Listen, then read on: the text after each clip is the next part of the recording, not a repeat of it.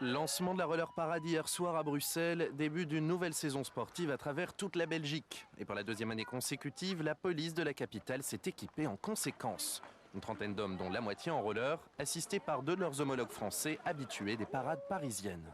On a l'impression quand même que les Bruxellois sont très terre à terre, ils aiment bien s'amuser, on sent qu'il y a un esprit de fun et à la fois on voit les automobilistes et les piétons qui sont très cool en fait et qui acceptent volontiers d'être retenus entre 5 et 15 minutes sur un carrefour et ça c'est très agréable. Un exercice peu commun pour la police, davantage habituée à encadrer des manifestations dans lesquelles les participants avancent beaucoup moins vite. C'est surtout une sécurité routière qu'on assure.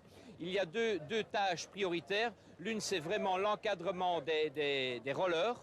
Et la deuxième tâche, ce sont les collègues policiers vraiment motorisés, ceux-là, qui devancent le cortège, qui devancent la parade et qui coupent au fur et à mesure la circulation afin qu'il n'y ait pas de voitures sur le trajet. Et pour assurer la sécurité de ce cortège de 22 km, les forces de l'ordre ont suivi un entraînement adapté à l'événement. Des coachs leur ont appris les règles de base. Savoir patiner en marche avant, mais aussi éviter des obstacles, sauter des obstacles, faire des slaloms, savoir freiner, adapter sa vitesse et savoir encadrer une manifestation comme la Roller Parade. On vous a bien formé? Oui, grâce à nos instructeurs. Parce qu'avant, j'avais encore jamais fait du roller.